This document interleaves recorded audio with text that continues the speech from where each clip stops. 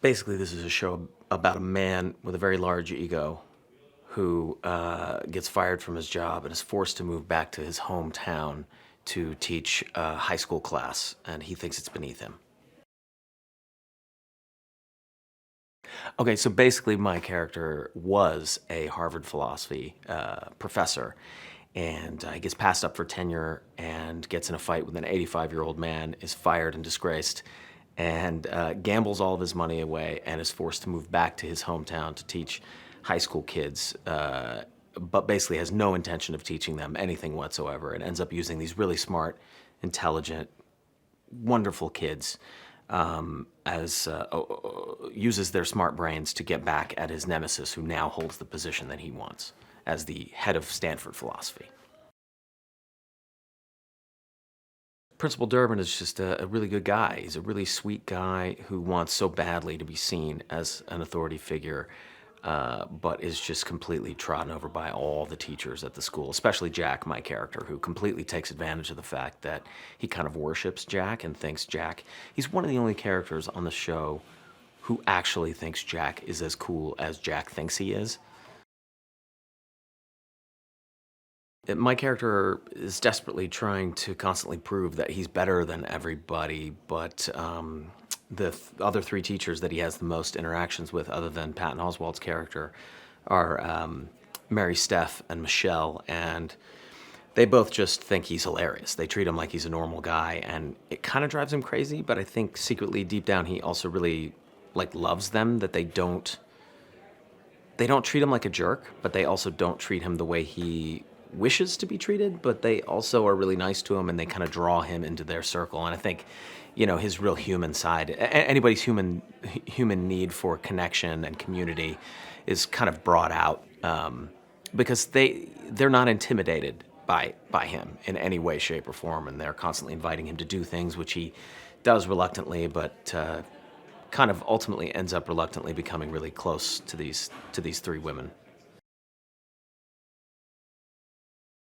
It's hard to describe exactly what draws a person to a script. For me personally, I'm always looking for a really original voice and a style of humor that I've never quite seen before. And Mike O'Brien, the show's creator and head writer, really has that unique sensibility, that ability to write really simple, believable, yet funny dialogue. And really, for my character, who's kind of this tragic person who wants so badly to believe that he's this powerful, intelligent man who is just constantly being kicked back down to earth, only to realize that it's not such a bad thing to just be a regular guy living in a town somewhere, And I think in some ways the show, we put celebrity and how we measure success in this country, it can really, warp people's minds, and he's able to turn that into a really humorous thing with this show. So I'd say Mike's ability to his gift with dialogue, I think, is my favorite thing about the show. I mean, it's really exciting to be a part of this show with all these great producers, many of which came from Saturday Night Live. I mean, I've been doing It's Always Sunny in Philadelphia for the last 12 years, and kind of have lived in this insular world amongst myself and my friends and the people that I've grown close to over the last 12 years. So it's nice to branch out and collaborate with some other really smart comedic minds on something that feels different and has a different sensibility. It's also great to have those people behind you because you know that you've got people that you trust. And even though I'm a producer on the show, I'm not a writer. So I needed to know that there were smart, funny people whose sensibilities I trust behind me, supporting the show. Because it's really difficult to make any show. It's really difficult to make a really good show. So many things can go wrong. You need a really great team, and Lorne Michaels, Seth Meyers. It doesn't get much better than that. Mike Shoemaker. Right from the beginning, my character comes on and says, "I'm not going to teach you guys anything. I'm going to use this time to figure out how to get the job that I actually want." So he makes it very clear right from the beginning. I'm not, and then he says, and it's also not one of those things where I'm secretly going to be teaching you over the course of an entire year, and it's also not one of those things where over the course of the year I end up learning more from you than you do from me. He's basically, kind of laying out all those movie tropes that where whoops, the teacher accidentally ends up learning from the kids more than he knew himself, or vice versa. And right from the beginning, he says that's not going to happen. That's not happening in here. Okay.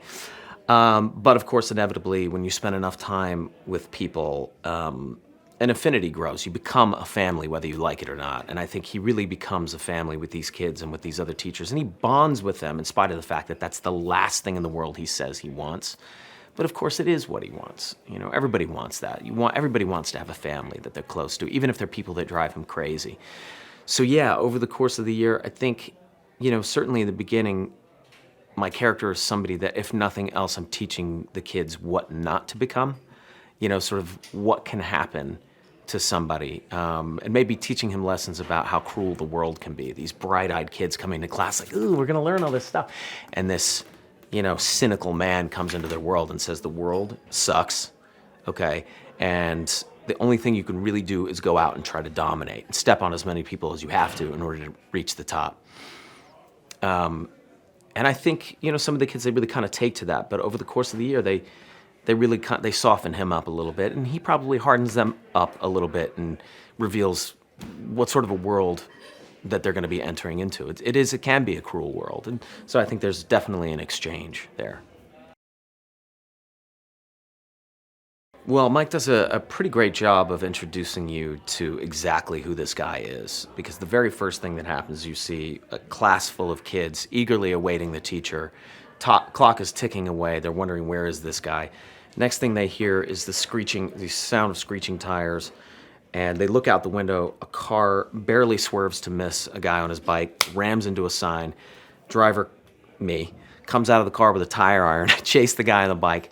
Then I come barreling into the class, throw the tire iron on the thing, take a bite of an apple, throw it at a trash can, completely miss it, and right off the bat you're like, okay, I feel like I know who this guy is. He paints a very clear picture of who this guy is right off the bat, and then launches into a whole monologue about how I'm not here to teach you anything.